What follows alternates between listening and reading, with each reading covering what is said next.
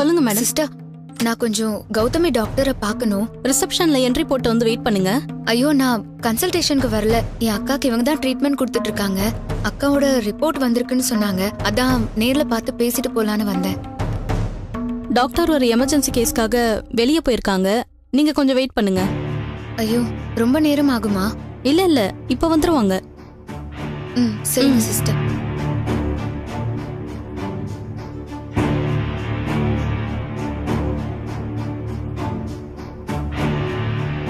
அந்த ஆளுக்கு விஷயம் தெரிஞ்சு வரதுக்குள்ள டாக்டரை பார்த்துடணுமே.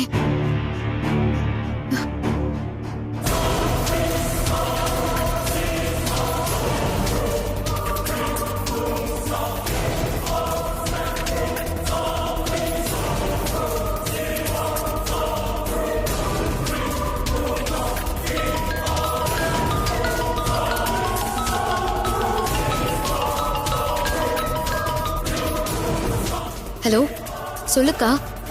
ரஞ்சிதா, எங்க இருக்க? ஹாஸ்பிட்டல் வந்துட்டேன்க்கா. டாக்டர் ஏதோ எமர்ஜென்சி கேஸ்னு போயிருக்காங்களாம். அதான் வெயிட் பண்ணிட்டு இருக்கேன். ஆமா, அந்த ஆள் வீட்ல தானே இருக்காரு? இல்லடி, ஃப்ரெண்ட பாத்துட்டு வரேன்னு போயிருக்காரு. அக்கா, ரிப்போர்ட் வந்த விஷயம் எதுவும் அந்த ஆளுக்கு தெரியாதுல்ல? தெரியாதுடி. டாக்டர் ஃபோன் பண்ண விஷயத்த நானும் சொல்லல. ஆனா டாக்டர் திரும்ப அவனுக்கு ஃபோன் பண்ணாம இருக்கணும். நீ ஒன்னும் கவலைப்படாதக்கா. அதுக்கு முன்னாலேயே நான் அவங்கள பார்த்து ரிப்போர்ட்டை வாங்கிடுறேன். ரஞ்சிதா, உன்கிட்ட ஒரு விஷயம் கேட்கணும்னு நினைச்சேன். ஆனா மறந்துட்டேன். அருணுக்கும் கல்பனாவுக்கும் நாளைக்கு கல்யாணம் முடிவு பண்ணிருக்காங்கன்னு உனக்கு தெரியும்ல? தெரியும்க்கா. சுதா சொன்னா. அம்மா, உனக்கு எப்படி இந்த விஷயம் தெரியும்? அந்த கல்யாணத்துல நான் போலீஸ கூட்டிட்டு வந்து பிரச்சனை பண்ணக்கூடாதுல, அதான் அருணோட அக்கா என்கிட்ட சமரசம் பேச வந்தா. எப்பவும் சண்டை போட்டுட்டே இருக்கிறவங்க சமரசம் பேச வந்தாங்களா? என்னால இதெல்லாம் நம்பவே முடியலையேக்கா. அந்த கல்யாணம் நடக்கிறதுக்காக அவ இறங்கி வந்திருக்கா ரஞ்சிதா.